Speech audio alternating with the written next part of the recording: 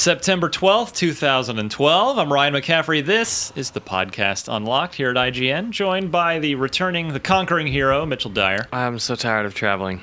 I'm so happy to be back in San Francisco, you guys. Yeah, it wears on you after a while, doesn't it? It does. Even at first, you're like, this is so fun. I'm traveling the world. I'm doing all kinds of cool stuff. And then I'm so tired. In the past 30 days, I've been in 3 countries, and it doesn't stop. I'm going to Tokyo on Saturday. Yeah, a little Tokyo game show action. Which I'm super excited about. Mitch, I'm so sorry that you have to go to Tokyo. If you don't want to go, I have to go to Tokyo. I am more than willing to pick up the slack for you. Yeah. And, step up to the plate, Shibuya. go to Tokyo. No, very excited. Destin Legary holding down the fort here in the home front, San Francisco HQ.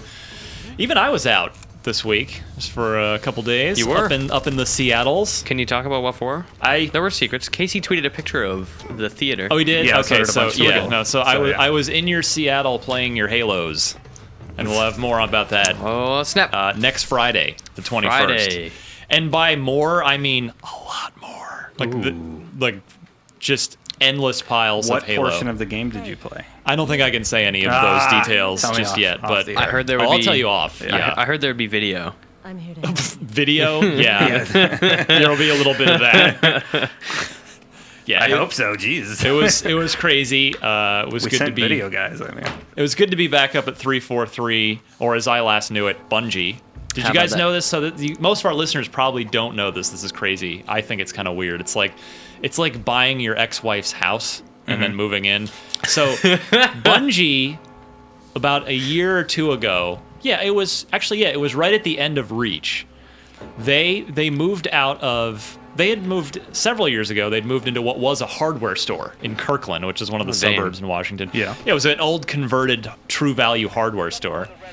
They cleaned it out, and then they outgrew that and moved over to Bellevue, which is another suburb, which is where Valve is.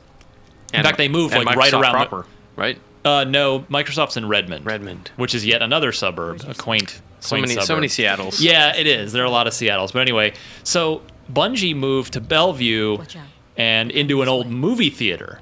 So they had giant. They just converted this huge old movie theater into a development studio, which is where they are now.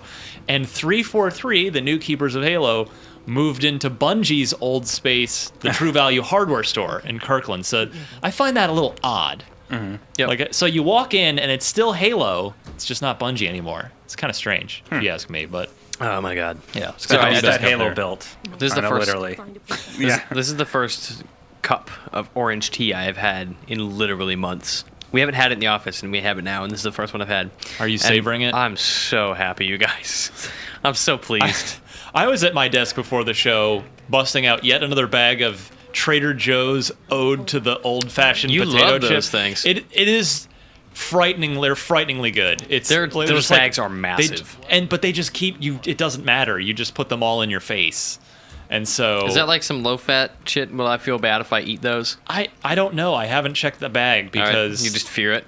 I'm a little. I don't want to stop. Yeah. Why look at the nutrition panel if it's just going to be bad news? Yeah. Where's the fun in that? Greg brought in those Oreos. I heard about that. The candy corn Oreos. Yeah. I was gone. I like traditional Oreos. We had traditional Oreos. So Game Scoop today was like 20 minutes, and I think 10 minutes of it was talking about Oreos. Look for that. It was candy corn Oreos? Yeah, on the inside, and then the white. Yeah, like the white stuff in the Oreo was like candy corn flavored. Yeah, and then the crunchy part. I don't know what to call it. Is the cookie? The Oreo cookie part. Yeah, that was like the white or yellow type cookie. Really? Yeah. I didn't notice that. Was it you good? Didn't notice that when you were putting it in your mouth? I didn't eat one today. It was 9 in the morning. There's no way I'm eating a candy corn Oreo at 9 a.m. I did. How was the guy who had a sugar donut? That was Just huh? I love traditional Oreos from the fridge. I put them in the fridge so they're cold when you eat them. And that's how I like them. You're a communist, or possibly Canadian if you're eating things that cold. I am Canadian. Were you around yesterday for the maple cookies? I was in Seattle yesterday. Oh yeah, that's right. And you were gone. You weren't at your desk. I was giving around maple cookies from Canada. My mom mailed me a box. Did you get me beehive syrup? What? I don't know what that means. I asked you at PAX. Listen, PAX was a bit of a mess. You don't ask me anything and expect me to remember when it's PAX. Sorry. What were we talking about? Let's just derail this whole podcast. Video games. Yeah. I could talk about snacks all day. We could just do the snack podcast. Snacks Unlocked. course, it's half the snacks I can't eat anymore with the weird dairy allergy thing. Like the Oreo cookies. Oh, please. There's no milk in those. There's nothing It's all of sugar. substance. Well, not really, but I'm sure there's some sort of weird dairy preservative or something. I probably could eat them. I find that questionable. So, what else? So it's middle September already. Oh, my God. Holiday season. Borderlands is so close. Yeah. Can I say anything about that, or am I under like strict embargo? Well, we've been posting. So we have the first review. It goes up this. I'm not reviewing it. On I the am not 13th. a reviewer. Can I? I don't. Are It goes up. I don't want So to. it goes up tomorrow Yeah. night, 9 p.m. Pacific. That's Thursday, September 13th, 9 p.m. Pacific, midnight Eastern. Which is technically Friday the 14th, and then. Yeah, our own Anthony Gallegos. Oh, I know what I can say. Remember when I did the live stream and I played Borderlands 2? Yes. I really loved playing it on the live stream. I loved non-embargoed. The live stream was so amazing. I loved that particular unembargoed piece of time I had with the game. It's Everybody- so good. Everybody seems to be really pumped for Borderlands. I'm hearing nothing but good things around. That's the word around the campfire. It's Yeah. good stuff. And it I seems can't wait like to play with you guys to see the Me other, too. to see reviews, see Anthony's full review, and of course, yeah. I don't know if I can play with you because you've already done it all. It won't be new. And There's 4 different character types and a DLC Necromancer that I haven't gotten to play you'll as even yet. you'll even know where to go and what to do though. No, You know, there's. Stop it, Ryan! You're gonna get me in trouble. how did you? He's know? only played 2 hours on the live stream. Yeah. Right, of course. He couldn't have possibly played more. Anyway, so we had Randy Pitchford in here last week, and you guys were not around. No. Destin was live streaming, Yeah. and Mitch was where I don't were even you? know where I was. Thursday? Whatever country. I don't know. Canada or something. Yeah. Some country. So we had Randy Pitchford in last week, and I hope you guys enjoyed the interview. I actually had a really fun time doing it. I thought it would be an hour tops, but first of all, we didn't even, like I said on the interview, we didn't even get to the first of my actual written questions until about 15 minutes into the interview. Oh, that's awesome. He started in about the GameStop Managers Conference, and that led to an interesting discussion. And anyway, really did have a good time chatting with Randy. I hope you guys liked the interview. I've gotten some nice comments on Twitter, Which is from nice people. for a It is. change. Yeah, usually it's We're actually Why do you putting- guys do interviews? Because this is why they're awesome. We'll be putting up a video form of that interview next week. I'm actually the one editing it. The reason Yes. I'm delayed is because I'm also doing the full Borderlands 2 guide, which Yes, is I can which is say a that. big job. So yeah, it's gonna be like 250 videos. So if you guys need help with Borderlands 2 when you get it, I do have walkthroughs for the main and side quests. Everything. I did everything. Day one, Yeah, we're going to so have is that Tony Collins embargoed. so is it's going to be ign.com/wiki/ Wikis? Borderlands 2. slash Borderlands 2. -2. Yeah, there'll be a dash. Yeah. But you can Borderlands just go to bookmark it IGN. now. You can go to IGN.com/wikis, and we already have the Borderlands 2 page made, so you'll see it there featured. Excellent. So yeah.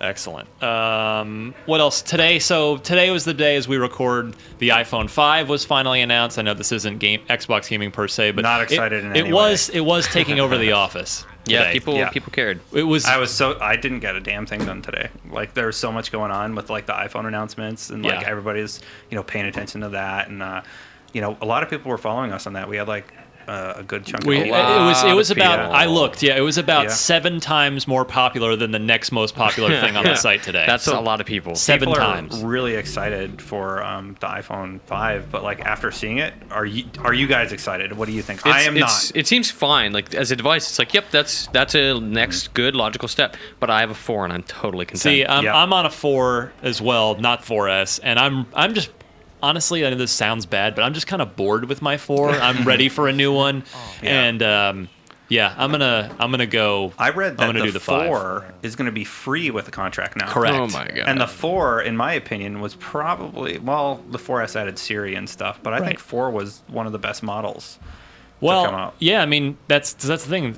I guess the because S, of its battery life. right. The 4S had Siri, which you probably use it twice the first day you get it, Yeah. and then you never touch it again. Yep. But then I guess it also had a better camera, right? That was the other sort of tangible, better thing about it. But I don't know. I don't know. I get My the battery other life's terrible on my 4S. Well, allegedly the battery life on the 5 they say is even better than ever. They despite- never said it was better. They just said the time periods from which what you can be using and how long your battery will be used. I don't know if that means it's better. Well, you're right. I That's guess- some very yeah. shady talk. The only Exactly. They were very But wishy-washy. the one thing is, Apple, they've never been BSers on battery life. Yeah. When they've said like, oh, iPad gets 10 hours, like that's actually true. Mm-hmm. You know, unlike most device Right. manufacturers where it's a big fat total lie. yeah, But yeah. Anyway, yeah, Don't open it yet. iPhone 5 dominating the office. Yeah. And we can't help it. That's just how we like tech things as Yeah. well as games around here. So that's that. And not much going on in the news this week. We'll come right Not back. much. What do you mean? God, one big thing happened. Number one story. Yeah, we'll get there. Oh, Hang on right, just a Sorry, second. I didn't know you were transitioning. Sorry. Be right back. IGN's Xbox 360 podcast, the podcast unlocked, presents the news unlocked.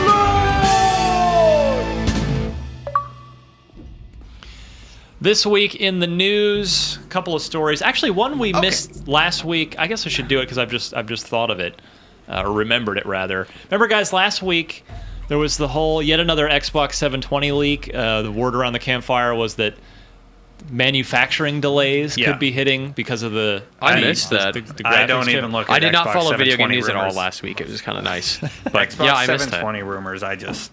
But that's the thing. You know, I'm you so don't tired know. of hearing them. Yeah, you don't know what's real and what's not. But the word was that the Oban chip Right. has, There's gonna be has- shortages, yeah, yeah. the yields have been really horrible. Okay. Which means they're getting inefficient runs on the production line and thus not getting as many usable chips. That's So, actually kind Sounds of like bad. a National Yeah. Enquirer story. It kind of does, you know? A little bit.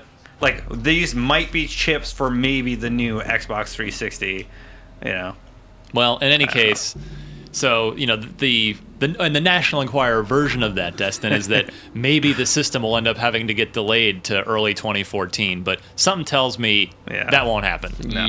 It'll come out. You know, even if it ends up coming out in limited quantity and just becomes a mad frenzy, that's good for them. They'll happily take the. Go for the If they can- Nintendo's. If they can say they sold out, then they'll Nintendo be did happy. that when they launched their early consoles too. They Absolutely. released them short so there'd be demand.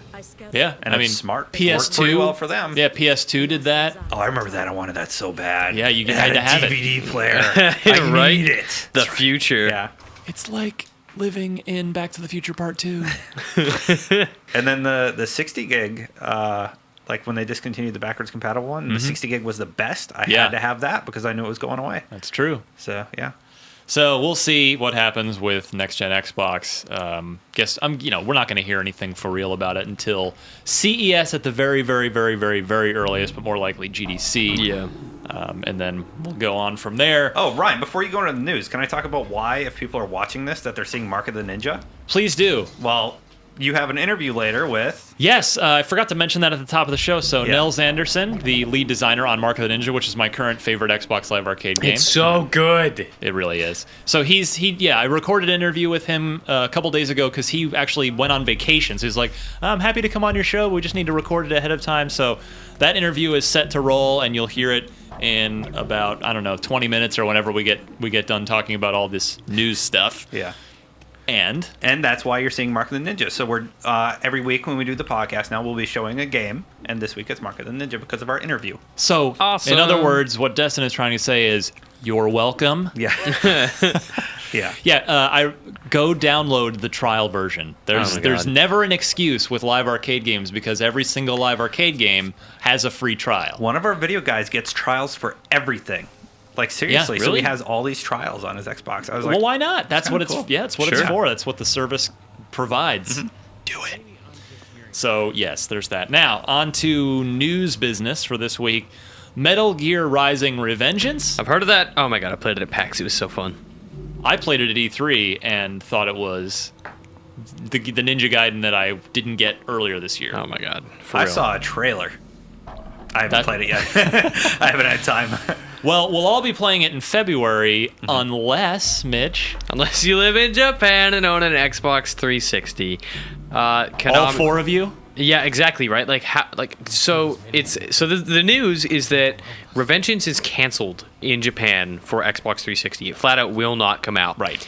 That sucks But Does it at the really? same time, like, it's not a secret that the Xbox 360 is a huge failure in Japan.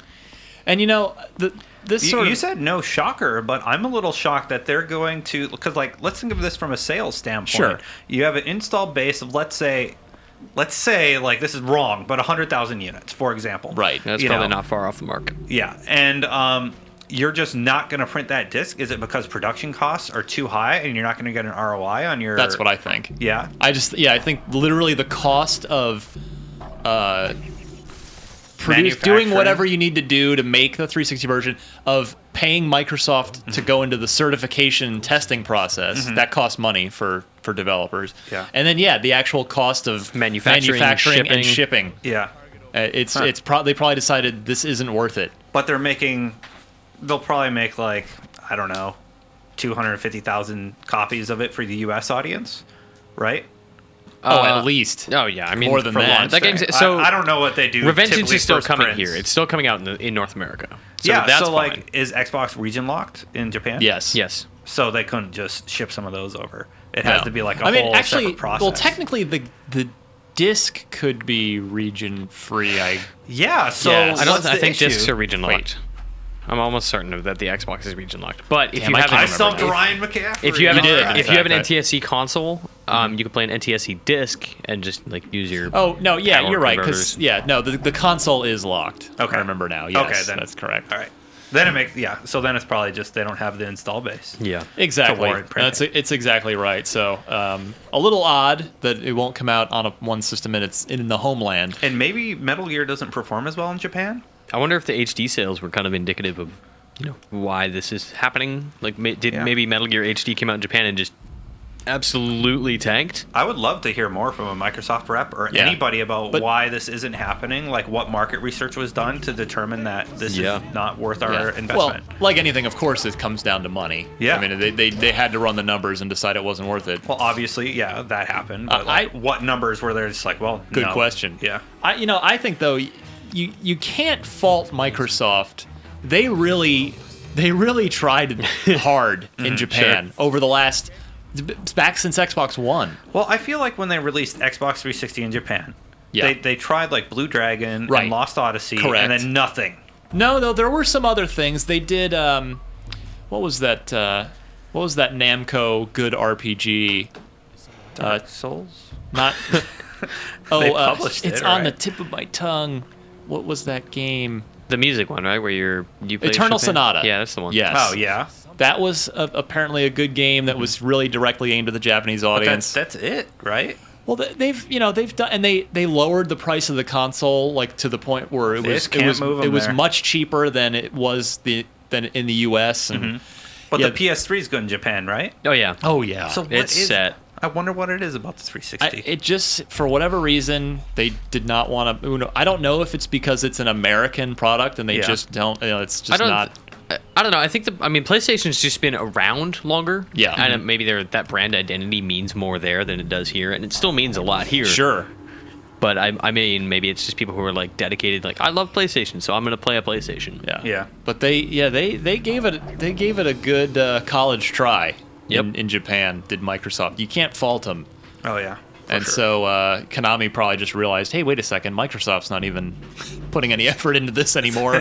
Why should we? Right.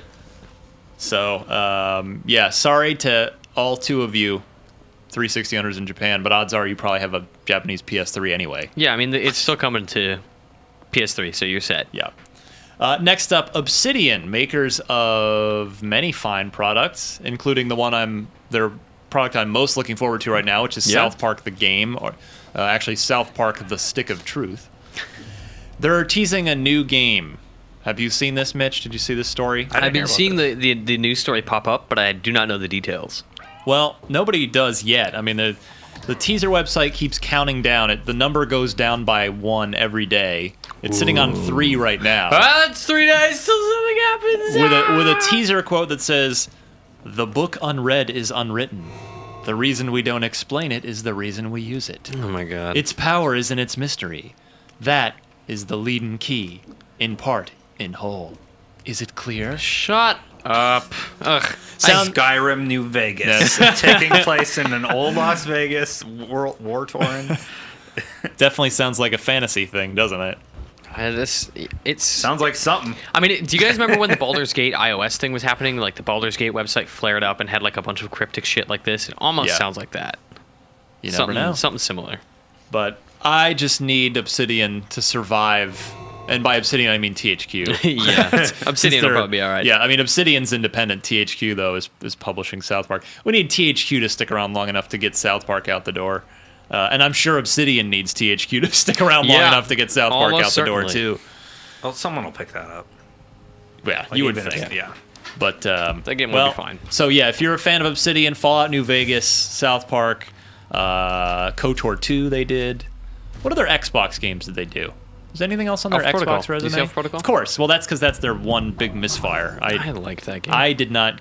I finished Some people it. would argue it was that's not not good. their one big My mic is misfire. about to fall off, so I apologize for any noise I'm about to make. Fair enough. Anyway, so yeah, Obsidian teasing a new game. They will have that, I guess, in 3 days. Exciting. Finally, Destin, this one's for you. Yeah. You were talking about Borderlands 2 and your desire to make sweet love to it. Yeah. That live stream, man. You chuckle and then just agree. It's like, well, Yeah. actually. That live stream really got me into the game. So they announced a while ago a DLC character that would come out shortly after the game does, called the Necromancer. Actually, which, if you pre-order it, you get it day one. exactly. Indeed. Yeah. Well, they announced the date for that, October 16th. So almost like 1 month to the day after the game does come out. So I mean, Darn it's it. clearly. I really want to play as that character. It looks cool. Yeah. Well, I guess so. You've got 1 month to go through the game once, and then the Necromancer will come out, and you go through again, right? A Am normal I right? person, Yes, yeah. I'm gonna play through that. I'm gonna play through that game once. I don't know. But the DLC is coming, so I could play the Necromancer and like whatever DLC packs they have. It's true. I mean, it is meant to be played more than once. It's meant to have a lot Sure. of Oh, yeah. replayability. See what you're like after you beat it. See Yeah. if you still. Because I'm excited. I just- was so pumped. To I worry get about back time. In. Time is my concern, not quality. Yeah. You mean after you played it for 2 hours on the live stream? You were pumped to get of back course, in? Yes. Yeah. Yeah.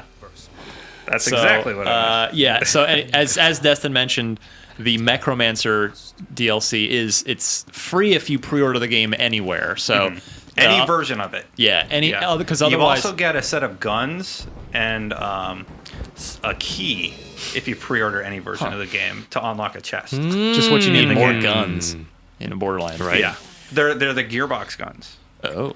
I looked all this up last night. There was a very good article about it. So otherwise this Necromancer is going to cost you $10 to download if you don't pre-order. In a month. So, yeah. Stupid Necromancer. And I again said remind you to read our review. So we have a review in progress up now, and then the review proper goes up Thursday, September 13th, 9 p.m. Pacific, or / Friday, September 14th, midnight Eastern time.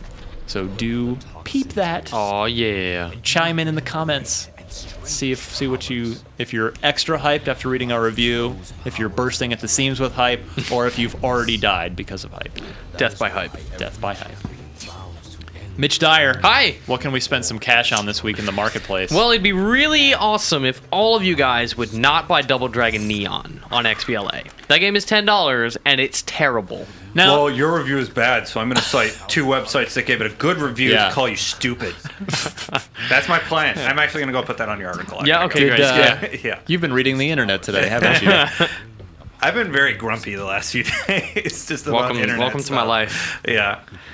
Yeah, so that's out on XBLA. I was not a fan. Brian Altano was not a fan. Mike Drucker was not a fan. Andrew Naomi. Goldfarb was not a fan. Is Naomi playing it? She didn't like it. Good. All right. So I have Yeah. support, at least internally at IGN. I have a support squad. I haven't played it, Don't. and I You know what it probably won't reminds me have of? time. I'm playing Mark of the Ninja again. You're playing a real game that's worth your They time. did a Ninja Turtles Turtles in Time remake. That was also awful. It wasn't- not it the wasn't- same it company. was bad. Not the same company. Yes. But I think this is one of those situations where, taking a license and polishing it up isn't necessarily a good thing. Yeah, Yeah. messing with the original didn't work here. Yeah. Oh my god, they changed so much stuff in Turtles in Time. It made me sad. Yeah. And they had the nerve to charge $15 too, which was a crime. Right? I wanted to love that game so much. So don't buy Double Dragon Neon, which is hard to say. Instead, buy Joe Danger the movie this Friday. I'm loving it. The game's $15, and so far, I don't know, it's been worth every penny because I really love Joe Danger. Joe Danger, the movie, the game? Correct. Damon's review will go up on, I believe, Thursday. Okay. Tomorrow. So tomorrow. Possibly by the time you hear this. Maybe. Yeah, I mean, it's totally Joe Danger now with snowmobiles and jetpacks and police bikes and all sorts of crazy Skis, nonsense. too, I think, are in Skis, there. yeah, escaping avalanches. That game does a really cool job of like giving you awesome stuff to do in the context of also being in a race. So tricks and changing lanes and all sorts of the same side-scrolly stuff you're used to, now with a few new twists. Mark of the Ninja came out last week. It is also amazing. Yes. I'm loving it. I played like 4 missions. I blew up that building, set it on fire. Oh my god. What an incredible mission. Dear One God. of the best stealth games in years. It's seriously amazing. It is. Dustin, you playing it? What's that? Mark of the Ninja? No, I have not played Well, it. people are watching it right now. You can see it live on this video. You can see why it's good. Yeah. This week is something that both Ryan and I were like, huh? What is this? Red Johnson's Chronicles, One Against All, is $10. I feel like this is the first episode in an episodic series. So, no, our ace PS3 editor, Colin Moriarty, says this is the second game in this series. The first one came out on PSN. Now the second one's out on PSN and Live Arcade. Wait. So That's strange. if I'm an Xbox gamer like me, You're SOL. I don't get episode 1. I'm just jumping into episode 2. Yeah. All right. That sounds like a great plan. But I guess it's an adventure game of sorts, of some kind. And the first one was mediocre, is what I'm told. Yeah, I mean the art's really cool, and it's done by this foreign studio who I can't remember the name of. They do a bunch of PC adventure games that are almost universally widely regarded as mediocre. Again, trial version, people. Give it a Indeed. look. I like to start with XBLA this week. It was nice. They are not the only video games out for the 360 this week. You can also get NHL 13, which is, of course, amazing, as it is every year. Colin Moriarty loved it. It's about the best hockey game out there, eh? Yeah. It's the only one. It's the second most Canadian game in this list this week, second only to Mark of the Ninja. That's true. Because did you listen to those guards? They're Go Canadian. check that out, will ya? Well, Nels, they are Canadian. You'll see Net when Nels. We have the interview here in a few minutes. Nels, by the way, I found out not Canadian. Maybe it's rubbing off on him though. Oh, he lives in Vancouver. Yep. NBA Baller Beats is out this week. It's actually pretty good. Drop it like it's hot. We love that game. We just can't play it in our office anymore. Literally. Yeah, we will be is- evicted. Yeah, we got in some serious trouble for playing that game. And I can't play it at home because Me either. my You will space get isn't big evicted. enough, or divorced. I Yeah. have downstairs neighbors. I will be evicted from my apartment for playing that game So or I'm- shot. we want to review that game, but we just don't We know We don't how. know how. Like, who's gonna play this? I don't know. Maybe we wait till like after hours. We play overnight. Or take it to a gym or something and just set up a TV there. Yo, y'all got a projector in here? We need to hook up this Xbox. People, and they'd be like, "What are you doing? You know, there's a hoop right there, right? I'm working on my dribbles." Yeah, but we're Skrillex. Tekken Tag Tournament 2, also getting a bit of attention in the comments this week for You mean reasons I because don't of- who reviewed understand. it? Did you Taylor review- Cock, we had a freelancer do it.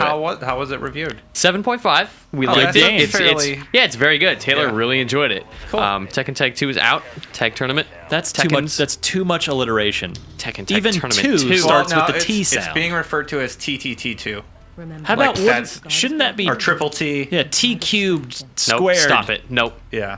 People have already come up with abbreviations. TTT. So yeah. That fist punching game is out this week. Like MVC, Marvel vs. Capcom. Well, that's Nobody calls it UMVC 3. You know, it's just MVC 3. So yeah. Fighting community. I haven't played the Tekken game in a long time. Neither have I. I also have not played Battlefield 3 in a long time, but the premium edition is out this week. We got copies in the office. does that just bundle in all the DLC or Yes. what? So what Yeah. it is you get Battlefield 3 and a premium subscription, which is $50 in one $60 box. So it's a $110 value. Yeah. But if you're late to Battlefield and you're thinking about getting on, like this is absolutely the way to go. You're gonna get all the multiplayer DLC, the Back to Karkan, the Close Quarters, Armored Kill, Aftermath, and Game. I did it. I got all 5. Is that everything? You're gonna get all those map packs, and then they include like a bunch of like experience bonuses and weapon packs and things like that that you just Oh, don't yeah. get. Like early access to a bunch of stuff, probably some dog tags or some goofy shit. Yeah.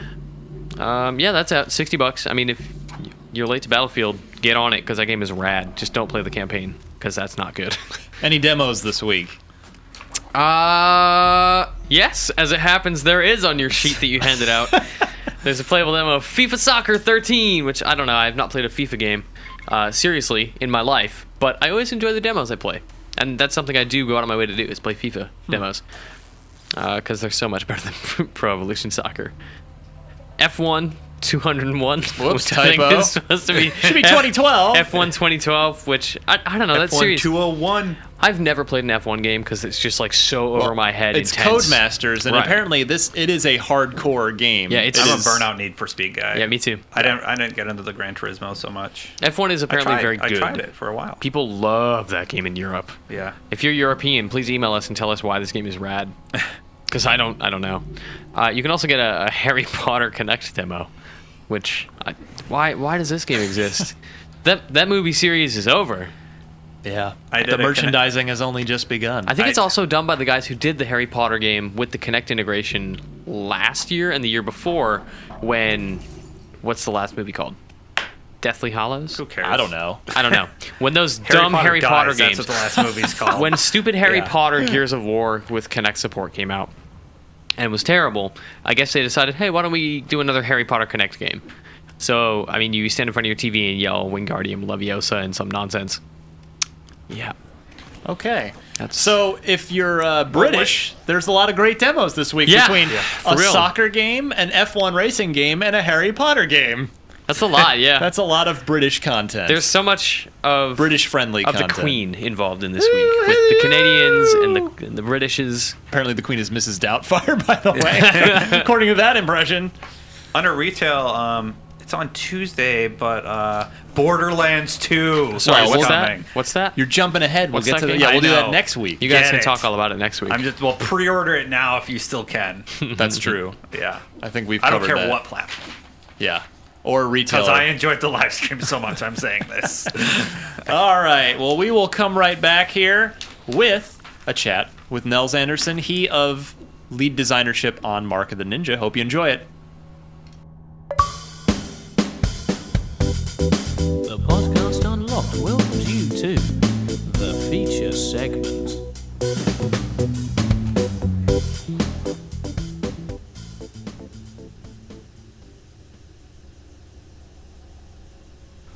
I love it when a good game comes out of virtually nowhere, fitting for a stealth game. I am joined this week by Nels Anderson, is creative director accurate, Nels? Lead designer. Lead designer on Mark of the Ninja, which is the most recent Xbox Live Arcade game. I won't say it's this week's game because it actually came out last week on Friday of all things. Which, well, hell, why don't I just kick off with that, Nels? This is a great stealth game. It's fantastic, but Thank you. it got snuck out on a Friday. Are you pissed off about this at all? Because it seems like you are getting a bit shafted here, and what I mean by that is the reality is Xbox gamers are conditioned to expect new live arcade games on Wednesday, and that's when they look for them. And yet, you got sort of dumped out on a Friday. Yeah, I mean, I think the reason for that is first-party stuff from Microsoft, which is not part of a larger event like Summer of Arcade or whatever. Come out. They do come out on Friday. I think that's kind of a policy they changed last year. So Fez, way back in April, came out on Friday. That's true. I guess when this airs, this upcoming Friday, Joe Danger 2, which looks awesome. Yes, it from does. Flow Games, is also coming out on Friday. So yeah, it is a little weird, and I mean, it would be nicer if that was a little bit more known. But I don't think it's bad because lots of people like Friday night hanging out, maybe grab a beer, turn on your Xbox, whatever, and then hey, look, brand new game, that's cool. A whole bunch of people were talking about it today. So yeah, maybe it's okay to be a little bit different. Well, tell me this: every live arcade developer I talk to that puts a game out in this general neighborhood of time is usually aiming for Summer of Arcade, and you're waiting for that phone call from Microsoft if they're going to pick your Right. game for Summer of Arcade. So was Mark of the Ninja targeted for Summer of Arcade? It was like way back in the day, like when we initially started. I mean, obviously, like anyone who makes an XBLA game wants to hit Summer of Arcade. Exactly. right? Yeah. So we were like way back when we started in March 2011, kind of like early, like March, maybe April-ish this year, we kind of looked at it and we're like, well, we will, we'll keep soldiering ahead. But if we have to delay the game, we will. And when we were kind of talking to Microsoft about Summer Arcade, but ultimately, like, both sides just made the call. It's like, well, let's hold off on this. And that those extra 6 weeks were actually, like, invaluable. Like, we got to do so much, like, super focused polish and iteration just on, like, small things which in isolation probably aren't too big of a deal, but in aggregate make a big difference between, like, oh yeah, that game was not bad, and oh no, this thing is actually really different. Well, like what? Can you give me an example? I don't know if there's anything sort of concrete. I mean, we tweaked some of the like a few of the lines that just weren't working. We had the time to basically do one more pickup voice record session, which was great. We got to spend a little bit more time just playtesting the tutorial and some of the later levels, especially. We got to put a whole lot more focus on the ending. And I won't get spoilery or anything, but the ending that's in the game now looks the way it does, mostly because we kind of had those extra 6 weeks. Interesting. I think it looks pretty boss. Are you talking about the run up to the literal ending? Is that this? Yes, Okay, yes. I don't want to Basically ruin like anything. Yeah, but basically like that last level. Yes. Like that, we had something in there, but it certainly wasn't that level of fidelity. So in that extra like 6 weeks we got, it also gave us the opportunity to like really focus on that as well, which was pretty cool. So I'm getting a little ahead of myself. For listeners who may not be aware of exactly what Mark of the Ninja is, it is a 2D stealth game from is the company name pronounced Klee? What is the proper pronunciation? Clay. Clay. Just like modeling. Okay. See, I've been saying it wrong this whole time. From Clay Entertainment. You're not the only one, I promise. The folks responsible for the 2 Shank games, which of course Xbox Live Arcade gamers are well familiar with. Now, this game is you will recognize it as being from Clay because their art style is second to none. I mean, you as I've said in every bit of coverage I've written for this game, including the review that is up now on IGN.com, you should go read it because I give it a sweet score because it's an amazing game. That's why you're here, Nels. I wouldn't have you on if this game were garbage. Good, I'm made the cut. Yeah, you absolutely made the cut. So, where was I going with that? Wow, what a great host I am. I completely lost my train of thought. No, we were talking about art style. You'll recognize it as a Clay game because of the art style. Oh yeah, you can mistake. I was saying that you can mistake it for something off of Adult Swim. Like that's how good Clay's animation is. But that's really about the only thing it has in common with Shank. In fact, you could really argue it's almost kind of the opposite game that Shank totally is. Yeah. Talk about that. Yeah, well, I mean, it's interesting how like the kind of the absolute fundamentals, right? Like the animation style with the flowing animation, and like the really tight controls, like the really responsive, good game feel. That stuff is obviously shared between both Shank and Ninja, but it's cool that those like really basal elements were sort of malleable enough to gameplay-wise do like the opposite. It's sort of funny, like as we were building Ninja, like the level design especially, almost more than anything else. Like in Shank's all about, the moment-to-moment beat-em-up combat, right? Yeah. So almost like the best level design in a Shank game is, you have a relatively flat plane, maybe a couple one-way platforms, and you just funnel dudes in there, right? Yeah. And then it's like, just go to town on those guys. And Ninja is like absolutely the opposite. Like a flat plane with a couple platforms is boring and probably impossible if there are guards in there, right? So, yeah, in terms of like actually building the games, like it is more or less true that they were polar opposites, which was very cool, but also very challenging. Oh, no doubt. So it is a pure stealth game. It is not some sort of weird genre blend. Yeah. Why do you think pure stealth has fallen by the wayside a bit? Is it hard? It is. Yeah, it is. No, it is. I think that part of it is that it is a very hard type of game to make. And funnily enough, like when we started working on this, I replayed all of Thief 2. Oh my God, I love you for saying that. True. I consider Thief 2 to be the single greatest stealth game in the history of mankind. personally. Yeah. It is like I go back and forth about which one, like Thief or Thief 2, that I like more. Like Thief 2 is more polished, but Thief 1's a little bit weirder. So well, Thief 1, remember, they sort of hedged their bets because, and this is like on the record a true story. Looking Glass wasn't sure if the stealth thing was going to go over, so that the last third of the game has all the weird zombie stuff. And then when they knew it was going to work, Thief 2 is just like pure Thief stealth. Yeah, exactly. And also if you go back and read probably that same postmortem, Looking Glass talks about how really for the first Thief, the game wasn't like, it didn't resemble anything worthwhile at all until like basically the last 6 months before it shipped, because in a stealth game, like all the systems have to be working in concert, all pointing in the same direction to really be effective. And it's not even, I shouldn't even say systems, like every basically component of the game, from like the environment art to the character's movement to the enemies to the abilities, like all of that stuff has to be working.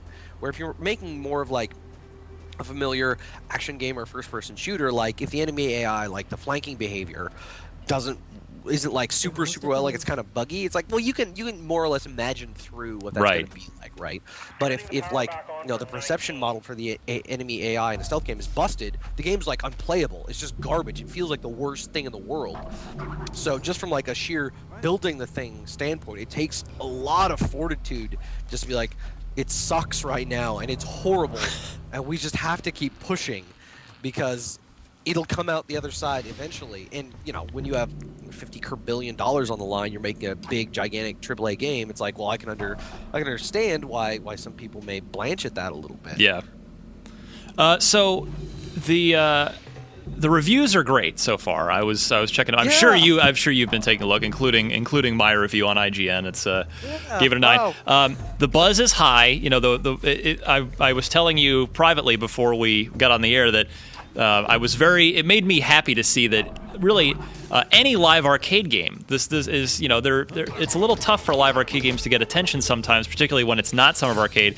And the Mark of the Ninja review this morning was the top story on IGN today. So Buzz is good. Yeah, Buzz is good. The reviews are good. Were you expecting this? Were you expecting the word to be good? What were you braced for? I mean, so like at the end of the road, we had a thing that we were all more or less happy with, right? And that was great. I mean, ultimately, like it's not the only thing that matters, but if you have that, like, you're pretty good. But we did roll the dice quite a bit in that, like, a lot of the game requires a lot of trust in the audience, right? Where we don't have some big like golden shining signpost that says go here. We don't have like these really heavily scripted moments where you just watch your character do an awesome thing. Like, thank you, by the way. Oh yeah, no, I mean, don't get me wrong. Like as a practitioner of the craft, like I get pretty nervous when I see people thinking that is like that's a path forward. Because I don't have a lot of confidence that it is. It's certainly not the most interesting path forward, right?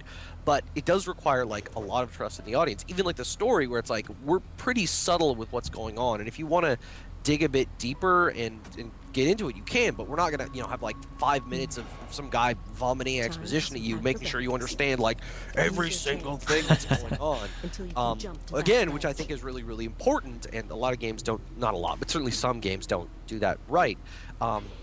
But that is kind of nerve-wracking too, because it's like you don't. It's like I think trusting the audience is vital. You have to believe that the people, that folks who want to play these games want something that's interesting and different and treats them like an adult that has a functioning brain. But it is a little bit harrowing. And it's like, oh, did we pull it back too far? Like, is this thing too subtle? Did we not like ramp people into the experience enough?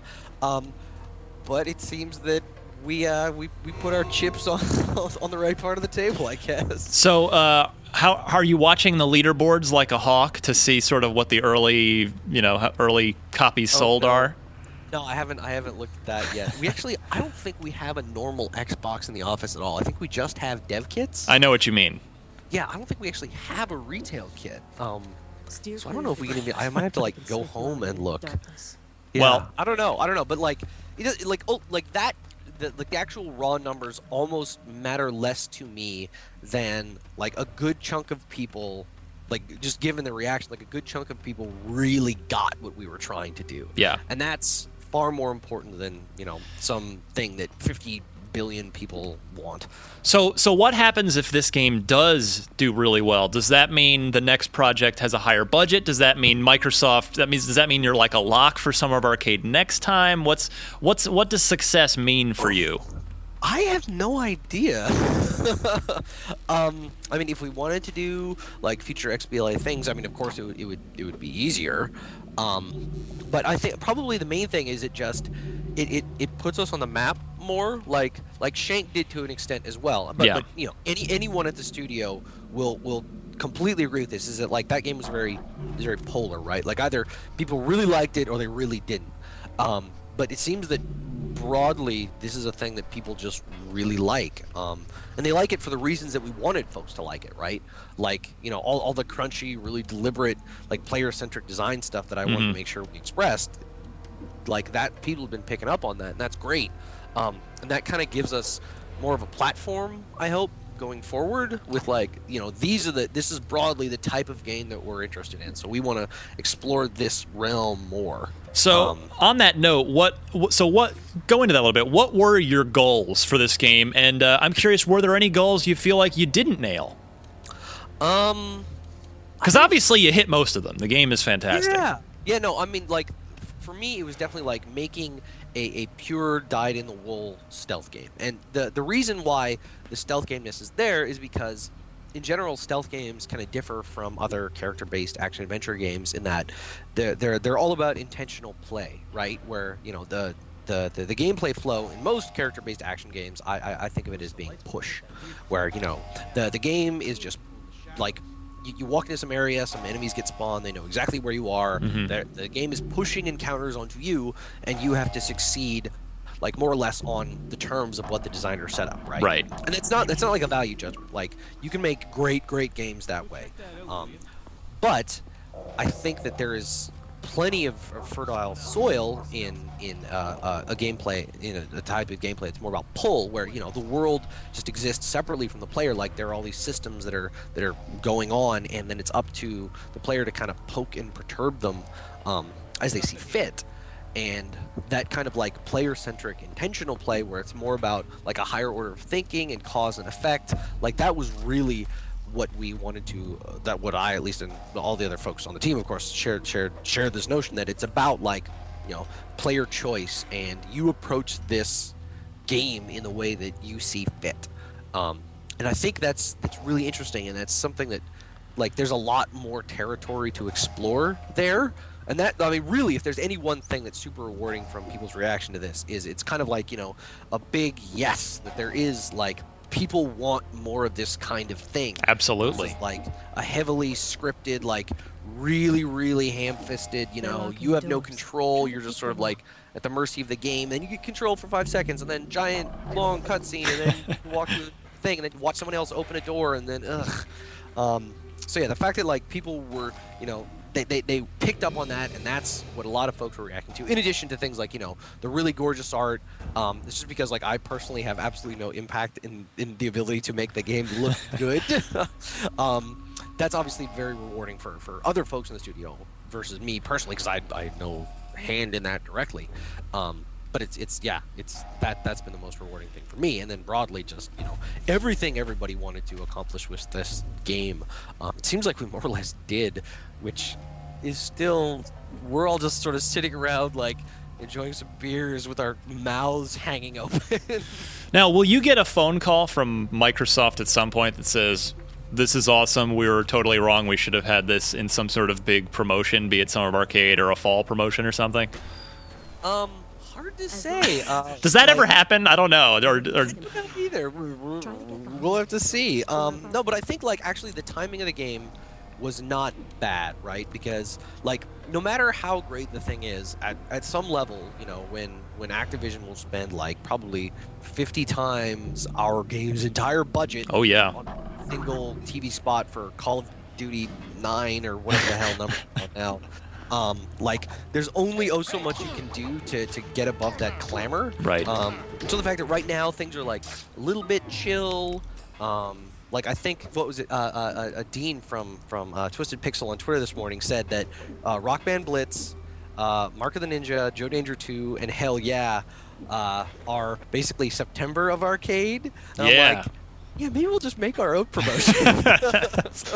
Start that hashtag movement on Twitter. You can make that happen. So you mentioned Thief 2, Nels. What were some of your other inspirations for Mark of the Ninja? Yeah, in terms of gameplay, it was largely that, like, you know, that holy trinity in '98, right, where Thief, Metal Gear Solid, and Tenchu all came out in the same year. I mean, Thief was the one that I connected the most with. Like, I actually didn't play Tenchu until, like, probably 3 or 4 years after it came out, because I didn't have a PlayStation at the time. But that was a big one for sure. Beyond that, like, in terms of atmosphere and tone, this was kind of a challenge, but it's also very enlivening to see people picking up on this. Like, most pop culture that involves ninja, it's not very good, right? Like, it's either super cornball or like horrifically over the top, ultra violent, or both. So in terms of atmosphere and tone, it was looking quite a bit more at like actual not traditional, but like actual Japanese feudal history. You know, during Japan's Sengoku Jidai, like their warring states period, where, you know, ninja were actually active. And the game's writer and I, Chris Dolan, like looked a lot at that kind of stuff and drew a bit of inspiration from just how ninja operated at that time and various characters in that time period and that sort of stuff. So, where was I going next? What did you guys learn from Shank? You know, you did 2 Shank games. That's what put Clay on the map. And what lessons do you take from that heading into Ninja? Okay. Yeah, so it's actually kind of funny. I didn't work on the first Shank, and I only did like a month of level design concepting on Shank 2. I basically came back to Clay to make Ninja. So it was like a little bit not easier, but I just had like a kind of a different perspective in general going in. But there were definitely a ton of things we learned just in terms of like responsiveness of the controls, how to handle like various branch timings, and, you know, moving between different animation states. The animation pipeline was sorted basically during Shank, so that like with Ninja we just hit the ground running. I mean, the engine is, you know, obviously a heavily modified version of the tech we built for Shank, which was just invaluable. Like, if we had to build all the tech from the ground up while trying to make this sort of game that design-wise had never really been made, it would have been so much harder. So that stuff was all really, really valuable. So I remember what I was going to ask you just a minute ago. Was how about the original Ninja Gaiden on the NES? I saw Clay on Twitter tweet, one of your artists made a little fake box art in the Ninja Gaiden 1 style. So do you go back that far and look at that at all? Given that, of course, Way of the Ninja. There I go again. For some reason I keep calling your game Way of the Ninja. Mark of the Ninja is a 2D side-scrolling stealth game. Right. Yeah, no, not really. Just because, like, the ninja-ness of Ninja Gaiden is almost just like, it's like a very faint fictional trapping, right? Like, right. Gameplay-wise, it had very little in common with what we actually wanted to accomplish. Hilariously, I just remember we were hanging around playtesting once, and then just looking at the other games that were on the Xbox. The original Shinobi was on there, and so we were just sitting around, like, probably a year ago, and I played that with some of the other guys in the office, and wow, that game is old and hard. So that actually segues into sitting around playing other live arcade games. What are some of your favorite recent live arcade games? XBLA games. I like Fez a lot. Canadian pride there. No, Fez. I enjoyed Fez quite a bit. I didn't connect a lot with much of the stuff in Summer of Arcade this year. There's some pretty great stuff on PSN actually. Mm-hmm. Like Papa EO was. It was interesting, and I am very happy to have people building things that are trying to be different and trying to be interesting, even if they're not necessarily like absolutely the most perfect like capital G game. Right. That there's a lot of other interesting stuff going on there, and it's super, super important for people to be doing that work. Yeah, I haven't. Weirdly, not. This was a while ago, I guess. But I judged the IGF this year, the Independent Game Festival Awards. And I was assigned to judge Insanely Twisted Shadow Planet. Oh, yeah. I played the demo that first came out. And I think it was. It might have been in Summer of Arcade last year. I played the demo. And it didn't really connect with me. But then when I was assigned to judge it, I'm like, well, of course I have to play it. And then I don't know if it was just like I wasn't in the right mindset, or maybe the demo wasn't well representative. But I loved that game. Like it just had like enough Metroidvania-ishness, and like the moving the ship around felt really great. Like there was like a little pincher claw thing, especially, which just felt phenomenal. So I remember like I came to that pretty late, but I was quite pleasantly surprised by that. So the last question I have for you is an easy one. Can we expect future stealth games, future Marks of the Ninja, if this game goes over as well as it seems to be going over so far? Honestly, I have no idea. I guess maybe it is a testament to like the quality of the game or whatever. Is that like even now, you know, I enjoyed playing the game. I certainly don't shy away from ever wanting to do another one. Obviously, we have a lot of other irons in the fire right now. But yeah, no, I certainly personally would not be opposed in the least to. I think there'd be different things we want to explore for sure, but the general notion and trappings and really what I think made the game interesting, like I would be happy to explore that territory some more. Like I think there's a lot of jungle out there, and there's some cool stuff in that jungle if we want to go try to find it. Well, Nels, thank you very much. Nels Anderson, the lead designer on Mark of the Ninja at Clay Entertainment, as I have been finally corrected after all these years today. Mark of the Ninja is out now on Xbox Live Arcade for 1,200 Microsoft points or 15 American dollars. Highly recommend you go buy it. At the very least, you got to remember, we like to remind everybody, Nels, that remember you can go download a free trial version of every single Live Arcade game, so you really have no excuse not to try the game. And you can actually even do that just by going to Xbox.com, like in a web browser. Yep. And you can click on a little button, and it will queue up the trial to download as soon as you turn on your Xbox the next time. It's actually an awesome feature, and I don't know why Microsoft doesn't push it more, because it's great. It's true. I do use that myself. So, Yeah. Nels, thank you very much. All the best wishes for this game. It is awesome. It is one of my favorite Live Arcade games of the year. Check out the review on IGN.com, and we will see you the next time you decide to step out of the shadows, as it were. Well done. Awesome. Thank you very much, Ryan. Near that tower. Unlocked lock. Can you take on the challenge? Back into the unlock block. Time to test the knowledge of my fellow co-hosts, Mitch Dyer and Destin Legary. So I'm 1 for 1. Yeah. I got one right and one wrong. So- You were super cocky about last week. Sorry, whenever I was here last.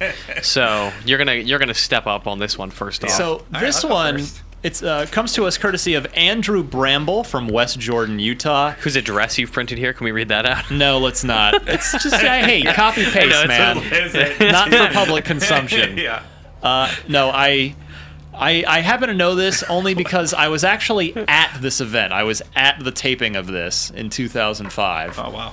So I do recall the answer, and it's a good. So I thought it was a good one. So Andrew, you've won yourself a copy of Guitar Hero Van Halen, and/or Mitch, we just got more download codes for Ghost Recon, but this time the new DLC. Indeed, for Raven Strike, which Raven is, Strike. according to Ubisoft and an email I just got as I'm talking to them about this pack, is single-player focused. I didn't know that. Oh, really?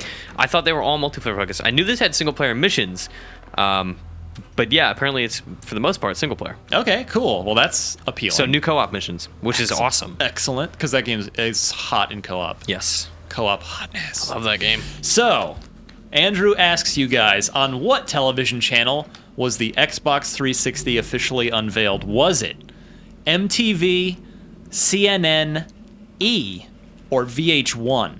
MTV. Destin. Hey, Destin. Sign Destin. Yeah. Destin out. Drop the I'm mic. also saying MTV because I seem to remember this event vividly. Okay, Mitch, you can't pick the same one as me. Just kidding. No, so you're both locking in Yeah. on MTV. Final answer. Mitch! Is that how this works now? We just yell our names? MTV Destin. MTV Mitch. Well, you are both correct. Well done. Yes, it was an Finally. MTV special. Finally. In May of 2005. I vaguely remember this for some Shot reason. in L.A. What did they do? Did the girl come out in a backpack and put it on the She thing? did. That's Wow. good memory. Okay. Good I don't memory. remember that at all. Yeah, Never mind. I was definitely back don't in the remember this crowd. vividly. And I already knew what the name was, so it was sort of anticlimactic Oh, I for worked What, me. at a what did they magazine. show all before that? Was it all Xbox stuff? And then they're like, boom. That part I don't Xbox remember. 360. I actually don't. Why were you there? What was besides the reveal? There was was it a special Xbox event? No, was it a was Microsoft just- event. No, It it was was just- this like televised thing where they're like, we're gonna reveal the next Xbox Yeah, it on was- MTV. It was a Yeah. televised infomercial, basically. Yeah, oh, yeah. It was basically a big 30-minute ad. So what the hell did they show before they showed the console? I don't remember. Neither do I. But I remember that the girl came out in a backpack and she took it out of the backpack and boom, there it was. I feel like that's a really weird way to present something. Here's something I got in my backpack. Well, she was wearing like Xbox team clothing or something probably. Yeah, it was weird. Yeah. We'll see what they do next year. Oh, 2000, whenever this came for. Would have been That was would've been 05. When was it revealed though? For Oh, 05. Like Oh, okay. March 05, and then it was like, by the way, it's out in November. Yeah, Yeah, okay. May of 05, Which is how actually. it'll go next year, probably. Yep, same battle plan. Almost Book certainly.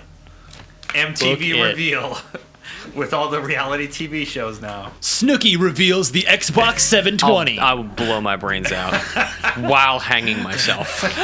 Okay, now I want Snooki to reveal the Xbox 720. Just so you know someone Apparently who he hung himself and performed shot the most himself extreme suicide. Before the noose choked the life out of his lungs, he actually put a gun to his own head and pulled the trigger. Wow, Wow. that's dark. I think Mitch doesn't like Snooki. That's what I'm gathering from this. Oh my Correct me God. if I'm wrong. Is that a good assumption, Mitch? Yeah. I hate how much I know about that woman because it's just like impossible to avoid stupid, awful news about everything. Stop watching the show. I don't. What's the thing? Yeah, I've never seen a single episode of that show, and yet I know most Oh, of you them. know the name Pauly D Yeah. and the situation, and And the, laundry, tanning, being. I'm gonna stop. DTF. Can we not? Can we just move Yeah. on? So I was on MTV for some reason, and there was this show on, and I'm like, well, what I was is just this? watching the reveal of the Xbox 720, and then this guy came on with he was combing his hair and doing his laundry and punching women in the face. No, so I was on the MTV channel like recently, and this show comes on, and Teen Mom. girls and like another girl host, and it's a recap of whatever show Snooki's from, and like they have a talk show right after it. Oh my god! Yeah. In A case Jersey Shore recap Jersey show. Shore, that's the name of the show, yeah. So they have Jersey Shore, and then they have like a 30-minute block before or afterwards where they recap everything you just watched with the girls. wow, and, as if the people watching it weren't dumb enough. They have to have it spelled out for them afterward. And as soon as I realized what it was, click. Oh, hey, G4 is still on 4 now. We have listener emails, Sorry. so we can talk about important things. Yeah, let's do a few of those before we get out We of haven't here. done it in a shall while, we? so we got a few. Yeah.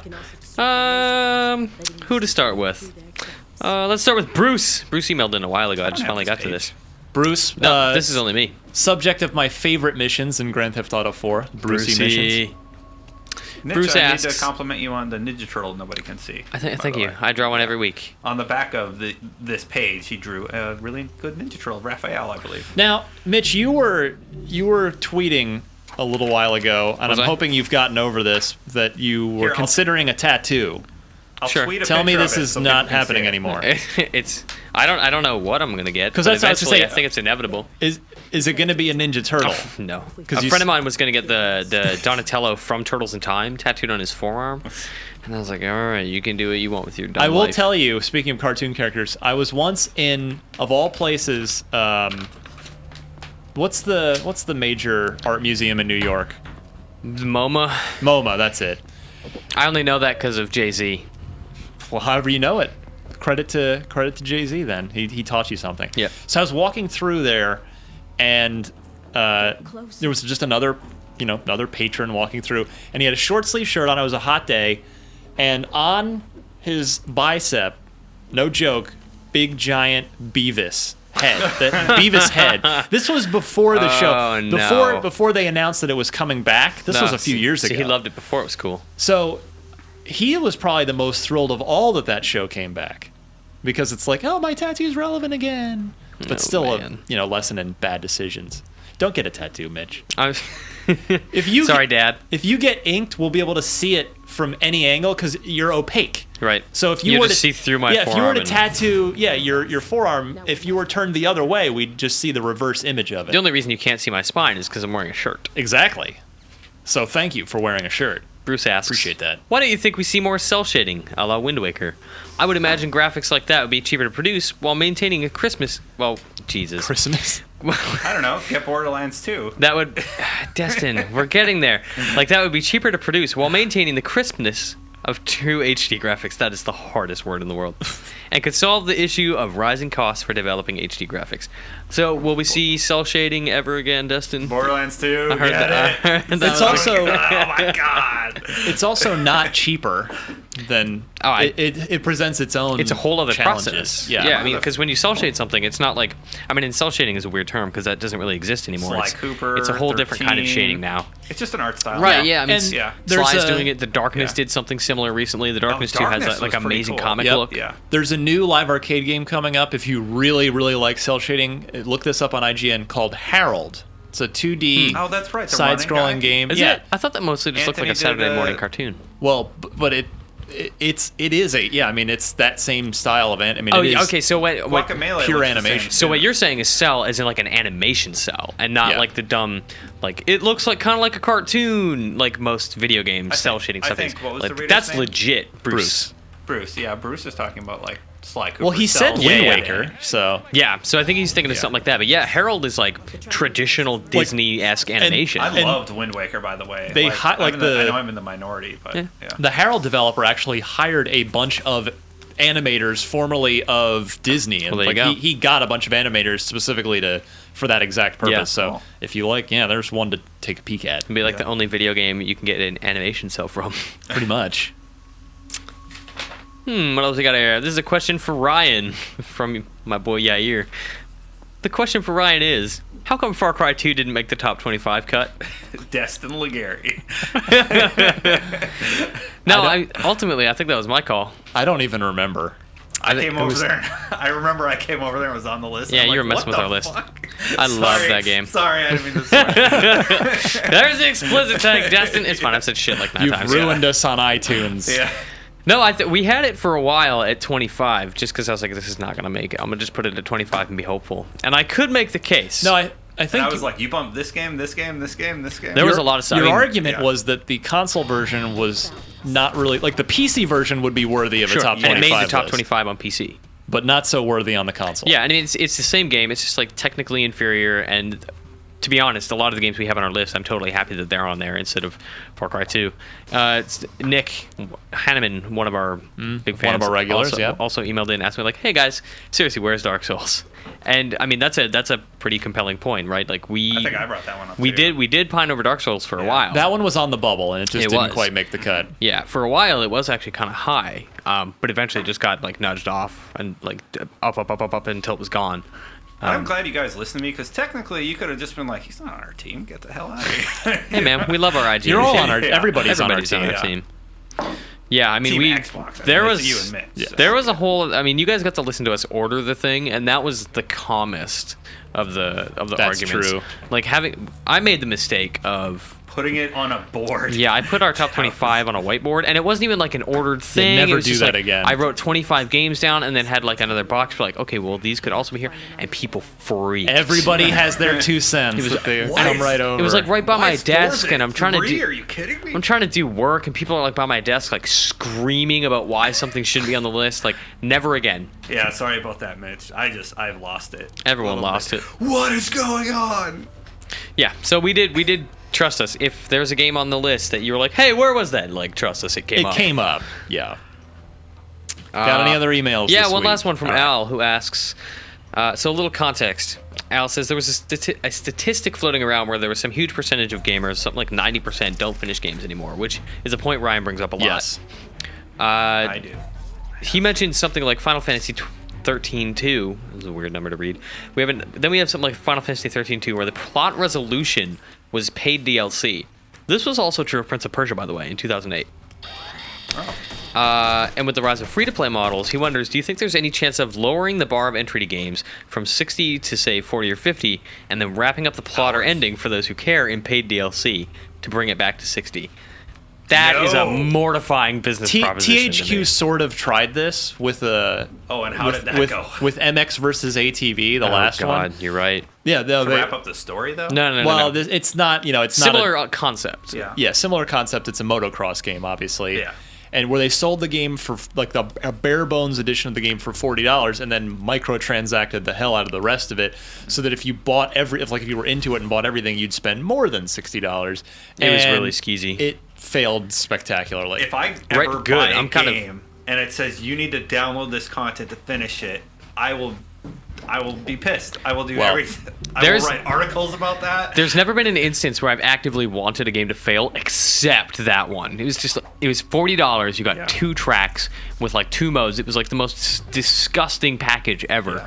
And then it was like $10 per track or something disgusting. I got really pissed off during playing Rage, id's first-person shooter. Right. There's a point. It's a side quest. It has nothing to do with the main game, but there's a part where you can go into the sewers. So you click to go in there, and it says you need to go buy this in our marketplace. Yeah. I'm like, are you serious? No, I don't. I need to sell your game. You just pulled me out of your game. Dragon Age completely. did the exact same thing, where you would go talk to somebody who was like, "Oh yeah, we're gonna go up to this mountain and like go get this golem. It's gonna be rad." And you're like, "All right, cool, let's go." And then you get a pop up. It's like, "By the way, this is $10." It's like, dude, don't make me do this. One of the things about the Assassin's Creed series that, I don't know if egregious is the right word, but it really infuriated me, was when I found out, and they admitted that they took out 2 chapters of the game that they could sell it. Yep. It's just like, why would you tell people that? Also, Don't that admit DLC it. was bad. Yeah, and it was terrible. It was just like 2 side missions. It's like, how else can we cash in on this series? Yeah. And that's why I hate the Assassin's Creed 2 line, because they did stuff like that and got away with it. It's disgusting. Don't do that, Ubisoft. Don't do that with Assassin's Creed 3, please. Those are our emails for this week. Wow, a lot of. If you have an email, Let's Rage. Let's not end on that note. if you want to send us positive emails that won't get us angry, you can reach us at unlocked@ign.com. And you should do that. We get a few emails, but a lot of them are like, "Hey, what games are you guys looking forward to?" Send us questions, things you want to know, not necessarily about like, stuff we cover. Actually, going into the holiday season, that's a good question. I mean, we're excited for a lot of things, and I think we Well, actually and you can read the site to find the answer to that. right, and that kind of stuff just comes up naturally in conversation. Yes. I've heard I can't be 100% certain on this.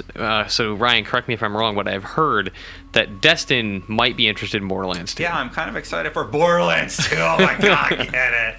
Please buy it. It's so good. Send us emails, anything you want to know about the Live stream. industry, about games, about developers.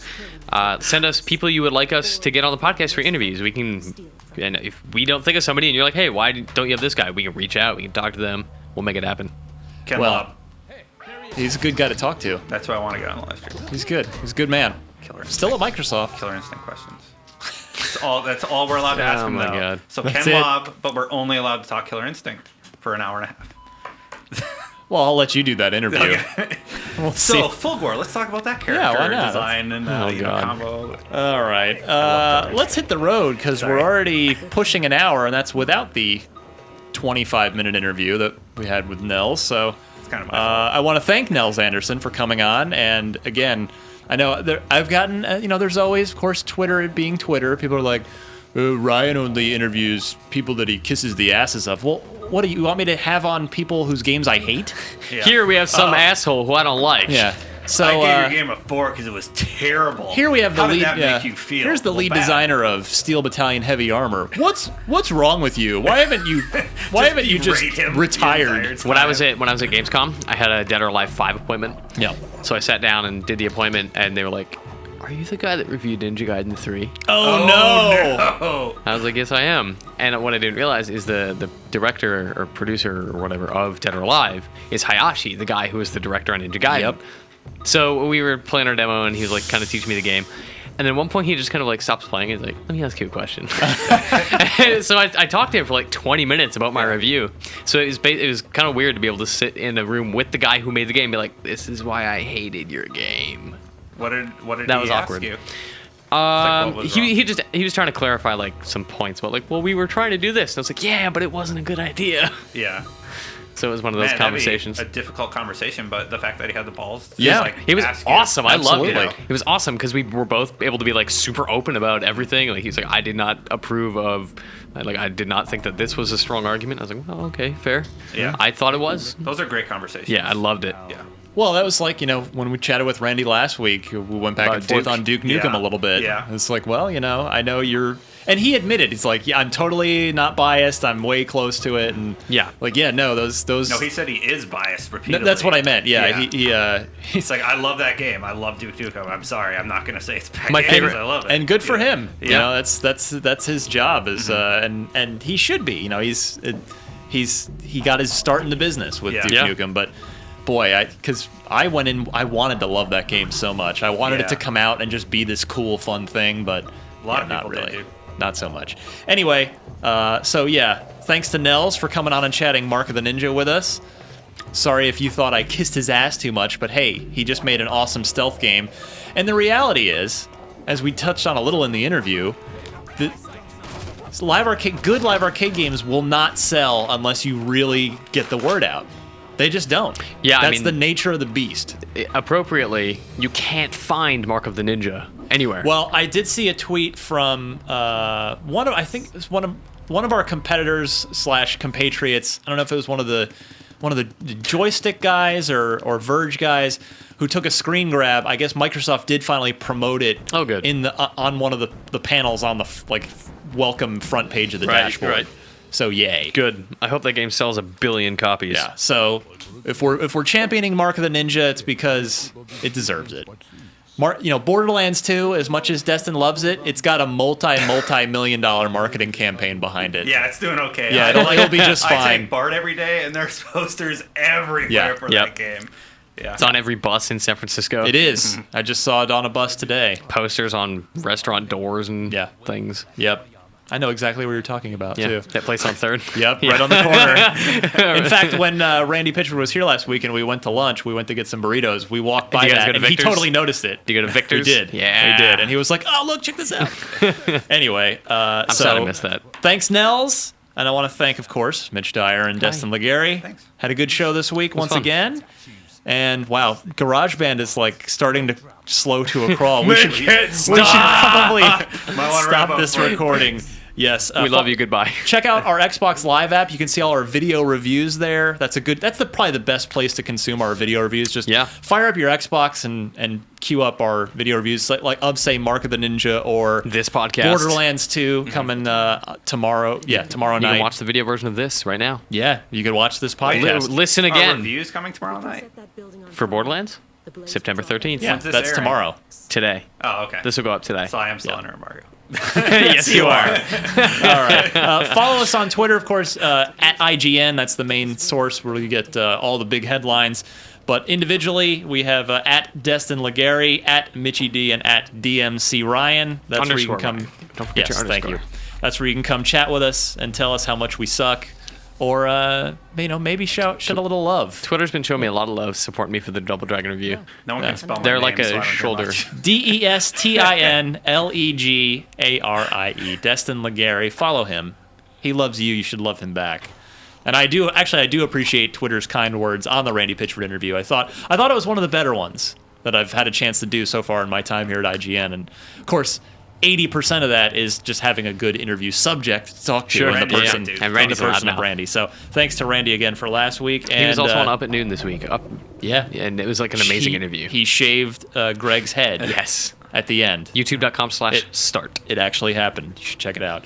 Thanks to everybody who listened. That's all of you listening. You're the most important part and the people we need to thank the most. We love you. Most of you get us on iTunes, where you can subscribe for free if you just search for Podcast Unlocked in the search field. We're also on the Zune Marketplace, or catch the show posted on IGN.com as well. So we'll be Rewind. Try that again. we will be back with episode number 72 this time next week. Bye-bye.